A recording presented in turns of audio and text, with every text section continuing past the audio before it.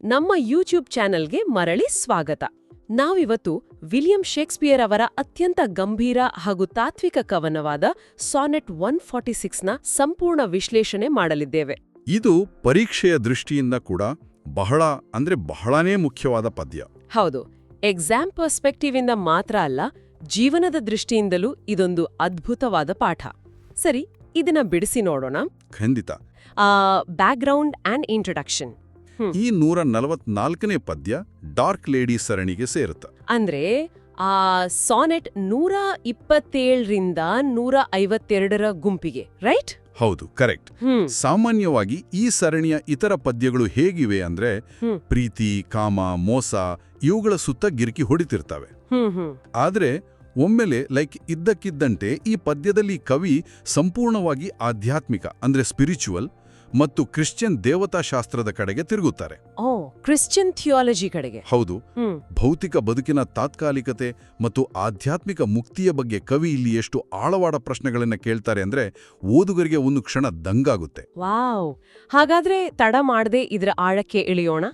16ನೇ ಶತಮಾನದಲ್ಲಿ ಇಂಗ್ಲೆಂಡ್ನಲ್ಲಿ ಆ ಪ್ಲೇಗ್ ರೋಗದ ಹಾವಳಿ ಇತ್ತು ಅಲ್ವಾ? ಎಕ್ಸಾಕ್ಟ್ಲಿ. ಪ್ಲೇಗ್ ಇತ್ತು.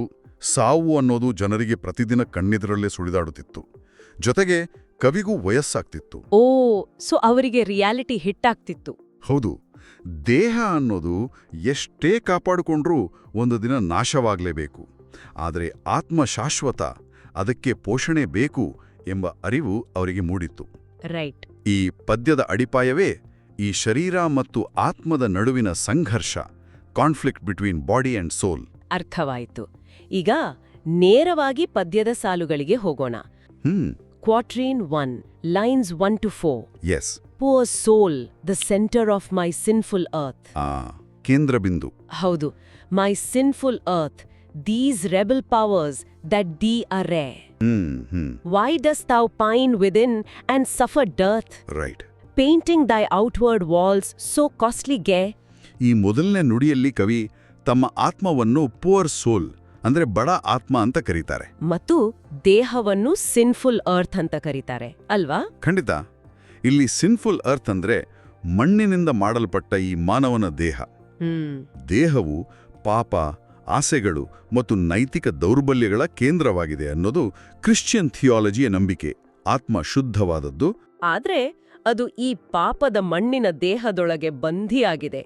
ಒಂದ್ ನಿಮಿಷ, ಇಲ್ಲಿ ನಾನು ಸ್ವಲ್ಪ ವಿರೋಧ ವ್ಯಕ್ತಪಡಬಹುದಾ? ಖಂಡಿತ, ಹೇಳಿ. ಕವಿ ದೇಹವನ್ನೇ ಸಿನ್ಫುಲ್ ಅಥವಾ ಪಾಪದ ಕೇಂದ್ರ ಅಂತ ಕರೆಯೋದು ಸ್ವಲ್ಪ ಅತಿರೇಕ ಅನ್ಸಲ್ವಾ? ಅಂದ್ರೆ ಮನುಷ್ಯನಿಗೆ ಆಸೆಗಳಿರೋದು, ತಾನು ಸುಂದರವಾಗಿ ಕಾಣಬೇಕು ಅನ್ನೋ ಬಯಕೆ ಇರೋದು ಸಹಜ ತಾನೆ. ಅದನ್ನ ಸಂಪೂರ್ಣವಾಗಿ ಪಾಪ ಅಂತ ಕರೆಯೋದು ಎಷ್ಟು ಸರಿ? ನಿಮ್ಮ ಪ್ರಶ್ನೆ ಅರ್ಥಪೂರ್ಣವಾಗಿದೆ. ಇಂದಿನ ಆಧುನಿಕ ದೃಷ್ಟಿಕೋನದಿಂದ ನೋಡಿದಾಗ ಅದು ಅತಿರೇಕ ಅಂತ ಅನ್ಸ್ಬೋದು. ಹೌದು, ಅದೇ ನನಗೂ ಅನ್ಸಿದ್ದು. ಆದರೆ ನಾವು ಇದನ್ನು ಆ 16ನೇ ಶತಮಾನದ ತಾತ್ವಿಕ ಹಿನ್ನೆಲೆಯಲ್ಲಿ ನೋಡಬೇಕು.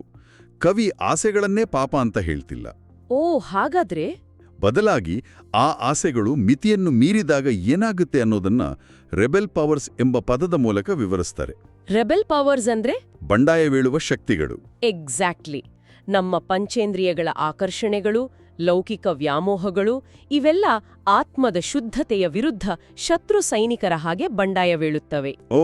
ಅವು ಆತ್ಮವನ್ನು ಅದರ ನಿಜವಾದ ಗುರಿಯಿಂದ ವಿಚಲಿತಗೊಳಿಸುತ್ತವೆ. ಈಗ ಅರ್ಥವಾಯ್ತು. ಅಂದ್ರೆ ಸಮಸ್ಯೆ ಇರೋದು ಆಕರ್ಷಣೆಯಲ್ಲಿ ಅಲ್ಲ, ಆ ಆಕರ್ಷಣೆಗೆ ಬಲಿಯಾಗಿ ಆತ್ಮವನ್ನು ಉಪವಾಸ ಕೆಡುತ್ತಿರುವುದರಲ್ಲಿ. ಪರ್ಫೆಕ್ಟ್. ಅದಕ್ಕೆ ಕವಿ ಕೇಳ್ತಾರೆ, ಆತ್ಮವೇ, ನೀನು ಒಳಗಡೆ ಆಧ್ಯಾತ್ಮಿಕ ಬಡತನವನ್ನು ಅಂದ್ರೆ ಡ್ಯರ್ಥನ್ನು ಅನುಭವಿಸುತ್ತಿರುವಾಗ ಈ ನಶ್ವರವಾದ ದೇಹದ ಹೊರಮೈಯನ್ನು ಶೃಂಗರಿಸಲು ಏಕೆ ಇಷ್ಟು ದುಬಾರಿ ಖರ್ಚು ಮಾಡುತ್ತಿರುವೆ ಅಂತ ಕವಿ ಪ್ರಶ್ನಿಸ್ತಾರೆ. ಹೌದು. ಇಲ್ಲಿ ಎಕ್ಸಾಮ್ ಪರ್ಸ್ಪೆಕ್ಟಿವ್ ಇಂದ ನೋಡೋದಾದ್ರೆ ಈ ಪೇಂಟಿಂಗ್ ದೈ ಔಟ್ವರ್ಡ್ ವಾಲ್ಸ್ ಎಂಬ ಸಾಲಿದೆಯಲ್ಲ, ಪೇಂಟಿಂಗ್ ದೈ ಔಟ್ವರ್ಡ್ ವಾಲ್ಸ್, ಇದು ಅಲಂಕಾರಿಕವಾಗಿ ಬಹಳ ಮುಖ್ಯವಾದದ್ದು. ಅಂದ್ರೆ ಪರೀಕ್ಷೆಯಲ್ಲಿ ಪ್ರಬಂಧ ಬರೆಯುವಾಗ ಸ್ಟೂಡೆಂಟ್ಸ್ ಈ ಸಾಲನ್ನು ಖಂಡಿತ ಉಲ್ಲೇಖಿಸಲೇಬೇಕು, ರೈಟ್? ಹೌದು. ಕವಿ ಇಲ್ಲಿ ದೇಹವನ್ನು ಒಂದು ಗೋಡೆಗೆ ಹೋಲಿಸ್ತಾ ಇದ್ದಾರೆ. ನಾವು ಹಾಕೊಳ್ಳುವ ದುಬಾರಿ ಬಟ್ಟೆಗಳು, ಆಭರಣಗಳು, ಮೇಕಪ್ ಇವೆಲ್ಲವೂ ಕೇವಲ ಆ ಗೋಡೆಗೆ ಬಳಿಯುವ ಬಂಗವಿದ್ದಂತೆ. ಕರೆಕ್ಟ್. ಒಳಗಿನ ವಾಸ್ತವ ಶೂನ್ಯವಾಗಿದ್ರೂ ಹೊರಗಿನ ಆಡಂಬರಕ್ಕೆ ಶೋ ಆಫ್ ಮಾಡೋದಕ್ಕೆ ಮನುಷ್ಯ ಎಷ್ಟು ಬೆಲೆ ಕೊಡ್ತಾನೆ ಅನ್ನೋದನ್ನ ಈ ಸಾಲು ಅದ್ಭುತವಾಗಿ ಕಟ್ಟಿಕೊಡ್ತದೆ. ನಿಜ. ಇದೇ ಯೋಚನೆಯನ್ನು ಮುಂದುವರಿಸುತ್ತಾ ಕವಿ 2ನೇ ನುಡಿಯಲ್ಲಿ ಮತ್ತಷ್ಟು ಕಟುವಾದ ಪ್ರಶ್ನೆಗಳನ್ನ ಕೇಳ್ತಾರೆ. Quatrain 2 lines 5 to 8. Yes. Why so large cost having so short a lease? Short lease. ಹೌದು. Dost thou upon thy fading mansion spend. Right. Shall worms, inheritors of this excess, eat up thy charge? Is this thy body's end? Wow. ನನಗಂತೂ ಈ ಸಾಲುಗಳನ್ನು ಓದಿದಾಗ ಮೈ ಜುಮ್ ಅನ್ನುತ್ತೆ. ಕೇವಲ ಸ್ವಲ್ಪ ಸಮಯದ lease ಅಂದ್ರೆ ಬಾಡಿಗೆ ಇರುವ ಈ ದೇಹಕ್ಕೆ ಇಷ್ಟೊಂದು ಖರ್ಚು ಮಾಡೋದು ಎಷ್ಟು ದೊಡ್ಡ ಮೂರ್ಖತನ ಅಲ್ವಾ? ಹೌದು.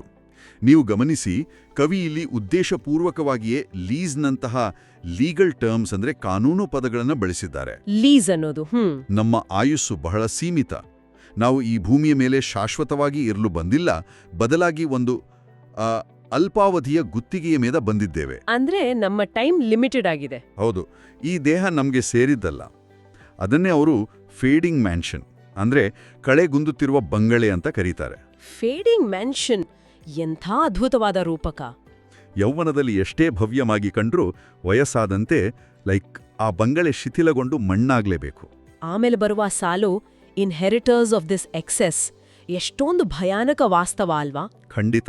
ನಾವು ಇಷ್ಟೆಲ್ಲ ಕಷ್ಟಪಟ್ಟು ಲಕ್ಷಾಂತರ ರೂಪಾಯಿ ಖರ್ಚು ಮಾಡಿ ಬೆಳೆಸಿದ, ಜಿಮ್ಮಿಗೆ ಹೋಗಿ ಹುರಿಗೊಳಿಸಿದ, ಬ್ಯೂಟಿ ಪಾರ್ಲರಿಗೆ ಹೋಗಿ ಅಲಂಕಾರ ಮಾಡಿದ ಈ ದೇಹಕ್ಕೆ ಅಂತಿಮ ವಾರಸುದಾರರು ಯಾರು? ನಮ್ಮ ಮಕ್ಕಳಲ್ಲ, ಬಂಧುಗಳಲ್ಲ, ಬದಲಾಗಿ ಸತ್ತ ಮೇಲೆ ಸಮಾಧಿಯಲ್ಲಿ ಈ ದೇಹವನ್ನು ತಿನ್ನುವ ಆ ಹುಳುಗಳು ಅಂದ್ರೆ ವರ್ಮ್ಸ್. ಛೇ, ನಿಖರವಾಗಿ ಹೇಳಿದ್ರಿ. ಕೇಳೋಕೆ ಸ್ವಲ್ಪ ಅಸಹ್ಯ ಅನಿಸ್ತ್ರು ಅದೇ ಕಟು ಸತ್ಯ. ಹೌದು. ಇದನ್ನ ನಾವು ವಿಶಾಲ ದೃಷ್ಟಿಕೋನದಿಂದ ಅಂದ್ರೆ ಬಿಗರ್ ಪಿಕ್ಚರಿಂದ ನೋಡಿದ್ರೆ ಮನುಷ್ಯನ ಆ ಭೌತಿಕ ವ್ಯಾಮೋಹ, ಮೆಟೀರಿಯಲಿಸಂ, ಸಾವು ಬಂದಾಗ ಹೇಗೆ ಅಕ್ಷರಶಃ ಶೂನ್ಯವಾಗುತ್ತದೆ ಎಂಬುದನ್ನು ಇದು ಎತ್ತಿ ತೋರಿಸುತ್ತದೆ. ಝೀರೋ ಆಗ್ಬಿಡುತ್ತೆ. ನಾವು ಕೂಡಿಡುವ ಸಂಪತ್ತು, ಆಸ್ತಿ, ದೇಹದ ಮೇಲಿನ ಅತಿಯಾದ ಕಾಳಜಿ ಇದೆಲ್ಲವೂ ಸಮಾಧಿಯೊಳಗ ಮಣ್ಣಾಗ್ತದೆ. ಇಷ್ಟೆಲ್ಲ ಖರ್ಚು ಮಾಡಿದ್ದು ಕೇವಲ ಆ ಹುಳುಗಳಿಗೆ ಊಟ ಹಾಕ್ಲಿಕ್ಕ ಅನ್ನೋ ಪ್ರಶ್ನೆಯ ಮೂಲಕ ಕವಿ ಮನುಷ್ಯನ ಆ ವ್ಯರ್ಥಾಭಿಮಾನದ ಗುಳ್ಳೆಯನ್ನು ಒಡೆತಾನೆ. ಹೌದು.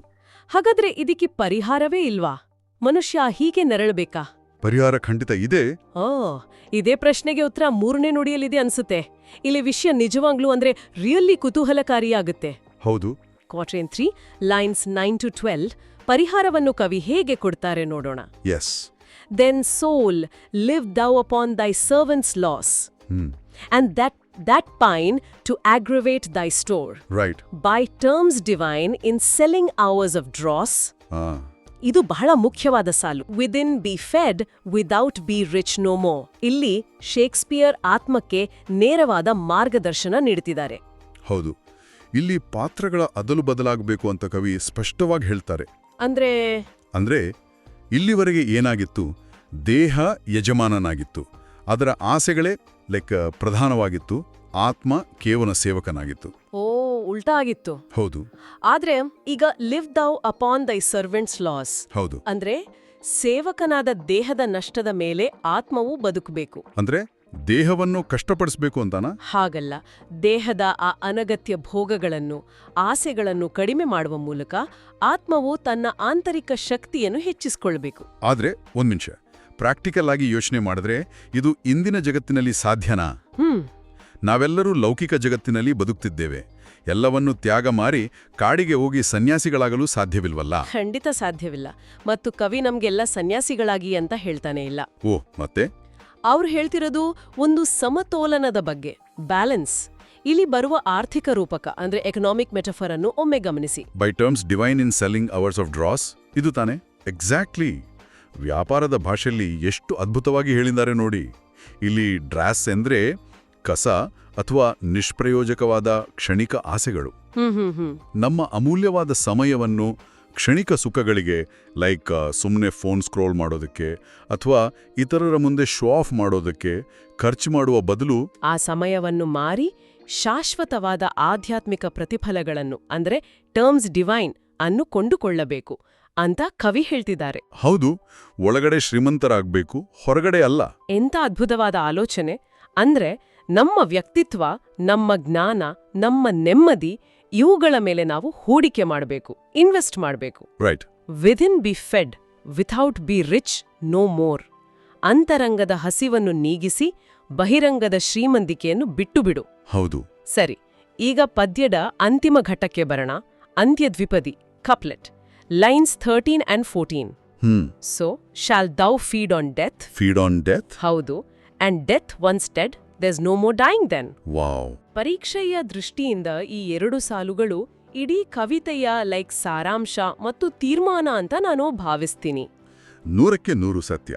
ಪರೀಕ್ಷೆಯಲ್ಲಿ ಎಕ್ಸಾಮ್ ಬರೆಯುವಾಗ ಪ್ರಬಂಧದ ಕೊನೆಯಲ್ಲಿ ಈ ದ್ವಿಪದಿಯನ್ನು ವಿವರಿಸುವುದು ಕಡ್ಡಾಯ. ಖಂಡಿತ. ಇಲ್ಲಿ ಕವಿ ಒಂದು ಅದ್ಭುತವಾದ ವಿರೋಧಾಭಾಸವನ್ನು ಅಂದರೆ ಪ್ಯಾರಾಡಾಕ್ಸ್ ಅನ್ನು ಸೃಷ್ಟಿಸಿದ್ದಾರೆ. ಪ್ಯಾರಾಡಾಕ್ಸ್ ಅಲ್ವಾ? ಹೌದು. ಸಾಧಾರಣವಾಗಿ ಸಾವು ಮನುಷ್ಯನನ್ನು ನುಂಗುತ್ತದೆ. ಆದರೆ ಇಲ್ಲಿ ಕವಿ ಹೇಳ್ತಾರೆ ಫೀಡ್ ಆನ್ ಡೆತ್, ಅಂದ್ರೆ ಎಲೆ ಆತ್ಮವೇ ನೀನು ಸಾವನ್ನೇ ನುಂಗಿಬಿಡು ಅಂತ. ಸಾವನ್ನೇ ನುಂಗಿಬಿಡು. ಇದು ಹೇಗೆ ಸಾಧ್ಯ?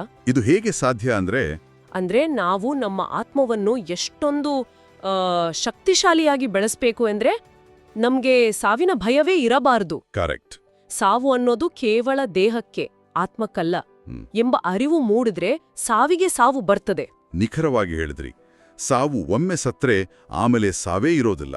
Death once dead there is no more dying then. ಹೋ, ಆತ್ಮಕ್ಕೆ ಅಮರತ್ವ ಸಿಗುತ್ತದೆ, ಇಮ್ಮಾರ್ಟಾಲಿಟಿ. ಹೌದು. ಇದು ಕ್ರಿಶ್ಚಿಯನ್ ಧರ್ಮದ ಮೋಕ್ಷದ ಅಂದ್ರೆ ಸ್ಯಾಲ್ವೇಷನ್ನ ಪರಿಕಲ್ಪನೆ. ಲೌಕಿಕ ಆಸೆಗಳನ್ನು ಗೆದ್ದು ಆಧ್ಯಾತ್ಮಿಕವಾಗಿ ಶುದ್ಧರಾದವರು ಸಾವನ್ನು ಮೀರಿ ನಿಲ್ತಾರೆ. ಇದು ಮನುಷ್ಯನ ಅಂತಿಮ ವಿಜಯದ ಸಂಕೇತ ಅಂತ ಹೇಳಬಹುದು. ಖಂಡಿತ. ಅದ್ಭುತ. ಇದೀ ಪದ್ಯದ ತಿರುಳು ಈಗ ಸ್ಪಷ್ಟವಾಗಿದೆ. ಈಗ ಪರೀಕ್ಷಾ ದೃಷ್ಟಿಕೋನದಿಂದ ವಿದ್ಯಾರ್ಥಿಗಳಿಗೆ ಸಹಾಯವಾಗುವಂತೆ ಥೀಮ್ಸ್ ಫಾರ್ ಎಕ್ಸಾಮ್ ಪರ್ಸ್ಪೆಕ್ಟಿವ್ ವಿಭಾಗವನ್ನು ಒಮ್ಮೆ ಚರ್ಚಿಸೋಣ. ಆಯಿತು. ಈ ಪದ್ಯದಲ್ಲಿ ಬರುವ ಪ್ರತಿಯೊಂದು ಪ್ರಮುಖ ವಿಷಯಗಳನ್ನು ನಾವು ಆಳವಾಗಿ ಕಂಪ್ಲೀಟ್ ಆಗಿ ಅರ್ಥ ಮಾಡ್ಕೊಂಡಿದ್ದೇವೆ. ನಾನು ಇಂಗ್ಲಿಷ್ನಲ್ಲಿ ಥೀಮ್ ಓದ್ತೀನಿ, ನೀವು ಎಕ್ಸಾಮ್ಗೆ ಬೇಕಾದ ಹಾಗೆ ಶಾರ್ಟ್ ಆಗಿ ಎಕ್ಸ್ಪ್ಲೇನ್ ಮಾಡಿ. ಸರಿ, ಓದಿ. ಮೊದಲನೆಯದಾಗಿ ಥೀಮ್ ನಂಬರ್ 1, ಬಾಡಿ ವರ್ಸಸ್ ಸೋಲ್ ಕಾನ್ಫ್ಲಿಕ್ಟ್, ಶರೀರ ಮತ್ತು ಆತ್ಮದ ಸಂಘರ್ಷ. ಹೌದು. ಈ ಇಡೀ ಕವಿತೆ ನಿಂತಿರುವುದೇ ಈ ದ್ವಂದ್ವದ ಮೇಲೆ. ಮನುಷ್ಯ ತನ್ನ ಬಾಹ್ಯ ಸೌಂದರ್ಯಕ್ಕೆ ಅಂದ್ರೆ ಔಟರ್ ಬ್ಯೂಟಿಗೆ ಕೊಡುವ ಪ್ರಾಮುಖ್ಯತೆಯಿಂದಾಗಿ ಆಂತರಿಕ ಆತ್ಮ ಹೇಗೆ ಸೊರಗುತ್ತಿದೆ ಅನ್ನೋದನ್ನ ನಾವು ನೋಡಿದೆವು.